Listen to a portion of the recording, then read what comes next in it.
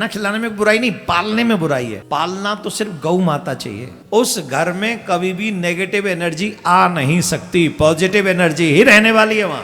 अगर वो रुष्ट हो जाए तो उसको मनाने के लिए काले कुत्ते को मीठा भोजन कराना चाहिए।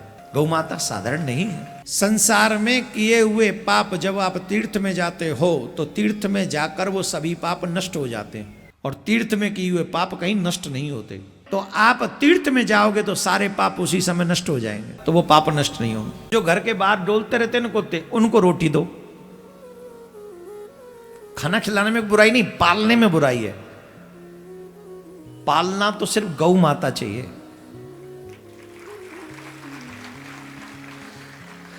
एक जगह पे शास्त्र में हमने पढ़ा है, जिस घर में गौ माता अपने बछड़े के साथ रहती है, ध्यान से सुनना, हमारे जजमान के घर में कई गाय हैं, हम पीछे से रोज नित्य दर्शन करते हैं उन गौ माता का। जिस घर में गौ माता बछड़े के साथ शांति से श्वास लेती और भोजन करती है, उस घर में कभी भी नेगेटिव एनर्जी आ नहीं सकती, पॉजिटिव एनर्जी ही रहने वाली है वहां। इतना प्रभाव है गौ माता की सेवा का। अब कुत्तों की सेवा से तो कुत्ता, और क्या बोलते हैं, राहु केतु का, जिसका राहु केतु बिगड़ जाए, केतु की राहु पता नहीं, अब एक ग्रह में से ऐसी है राहु की या केतु, आई थिंक केतु की है। अब पता नहीं राहु है कि केतु, अब मैं कोई ज्योतिषी थोड़ी होगा, इनमें से एक ही है कोई। अगर वो रुष्ट हो जाए तो उसको मनाने के लिए काले कुत्ते को मीठा भोजन कराना चाहिए, ऐसा मानते। तो राहु केतु अगर मान भी जाएंगे तो कभी ना कभी तो नेगेटिव एनर्जी लाएंगे कि नहीं लाएंगे, और गौ माता सिर्फ पॉजिटिव एनर्जी देती है। इसलिए हम सबको गौ माता की सेवा करनी ही चाहिए। आप लोग जिस क्षेत्र में रहते हैं, आपके पास घर भी हैं, आपके घर के सामने खुली जगह भी है, प्लीज थोड़ा एक्स्ट्रा मेहनत कर लो, पर एक एक गाय अवश्य अपने घर में रख लो। आप रख सकते हो, आप रख सकते हो, मुझे पता है शहरों में शायद नहीं रख सकते क्योंकि उनके पास फ्लैट होते हैं, फ्लैट में कहां ले जाएंगे, लेकिन आप लोग रख सकते हो। एक एक गाय जरूर पालो, चाहे कुछ हो जाए। अरे जब 10 बच्चों के लिए कमा सकते हो तो एक गाय के लिए छोटा, और यहां तो इतनी खुली जगह, कहीं भी घास चरा लाओ, लेकिन मेहनत थोड़ी एक्स्ट्रा करके प्लीज ये कर लो। आप सबके लिए मंगलकारी ये संदेश। भगवान कृष्ण पूजा करते गौ माता की, तो हम क्यों ना करें। गौ माता साधारण नहीं है। कुछ नहीं, एक ही चीज आज अच्छी बताएंगे, कल और ज्यादा बताएंगे।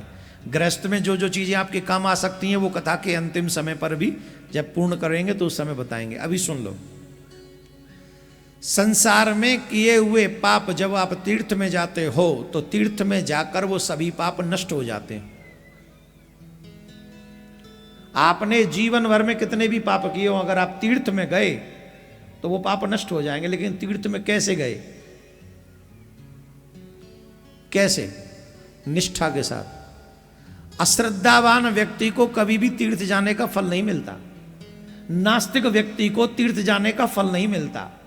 मद्यपान करने वाले व्यक्ति को तीर्थ जाने का फल नहीं मिलता।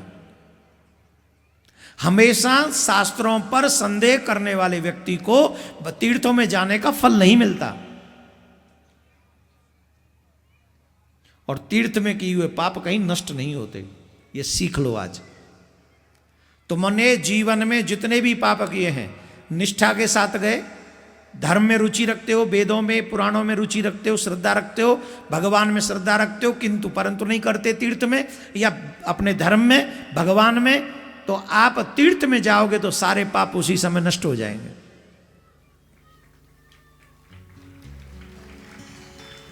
लेकिन अश्रद्धा रखते हो पुराणों में, गुरुजनों में,